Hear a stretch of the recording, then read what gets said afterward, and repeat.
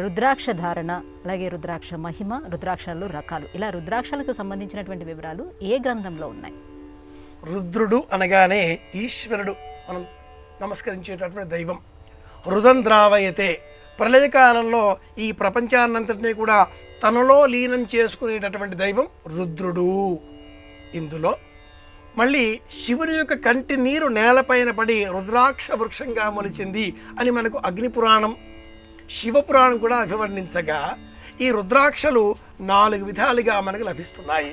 అంటే రుద్రాక్షల గురించి శివపురాణం అలాగే అగ్ని పురాణంలో కూడా ప్రస్తావనలు ఉన్నాయి. రుద్రాక్ష, భద్రాక్ష, రౌద్రాక్ష, సార్ద్రాక్ష అన్న పేరిట రుద్రాక్షలు 4 విధాలుగా లభిస్తాయి. 4 విధాలుగా ఉండే ఈ రుద్రాక్షలలో నిలువుగా ఉండే ఖండన గీతలను అనుసరించి ఏకముఖి, ద్విముఖి, త్రిముఖి, చతుర్ముఖి, పంచముఖి, షణ్ముఖి ఇలా 32 ముఖముల వరకు ఆ గీతలను అనుసరించి వర్గీకరణ చేసినటువంటి గ్రంథం దేవీ భాగవతం. రుద్రాక్షను ధరించినట్లయితే సమస్త వ్యాధుల నుంచి మనకు విడుదల లభిస్తుంది, ఉపశమనం లభిస్తుంది. దేవీ భాగవతం 10వ స్కంధం 10వ స్కంధంలో రుద్రాక్ష మహిమలు, రుద్రాక్షను గుర్తించడం ఎలా, ఏ ఇబ్బందికి ఏ రుద్రాక్ష ధరిస్తే ప్రయోజనం చేకూరుతుంది సవివరంగా చెప్పబడి ఉన్నాయి. నిజమైన రుద్రాక్ష ఇది అని ఎలా గుర్తించాలి అన్న విషయాన్ని కూడా దేవీ భాగవతమే తెలియజేస్తుంది.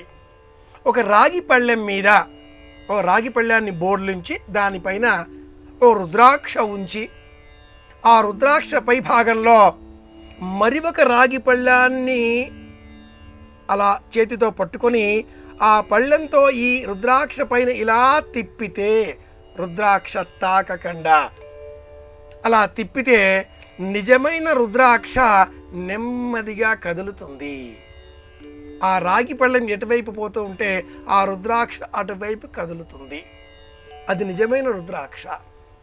దేవీ భాగవతంలో రుద్రాక్ష మహిమలు, రుద్రాక్షలలో 4గా చెప్పబడ్డ రకాలు, వాటి గీతలను అనుసరించి వచ్చేటటువంటి 1 నుంచి 32 వరకు ఉండేటటువంటి ఏకముఖి, ద్విముఖి మొదలైన భేదాలు, రుద్రాక్ష ధరిస్తే హైపర్ టెన్షన్ నియంత్రణలోకి వస్తుంది, బీపీ రెగ్యులేట్ అవుతుంది. మనలో నాడీ మండల వ్యవస్థ ఉద్దీపనం అయిన కారణంగా బీపీ అందరికీ ఉండాలి, 120/80 అని చెబుతూ ఉంటారు. ఇది ఏ రకంగా మారినా మనకి ఇబ్బంది కలుగుతుంది కనుక మార్చకుండా యథాతథంగా ఉంచేటటువంటి శక్తి రుద్రాక్షలో ఉంది కనుకనే రుద్రాక్ష మాలికలు మెడలో ధరించడం, చేతికి ధరించడం, శిఖపైన ధరించడం, కుండలములుగా ధరించడం, వివిధ రూపాలలో రుద్రాక్షను ధరించడం సంప్రదాయంలో మనం గుర్తించవచ్చు.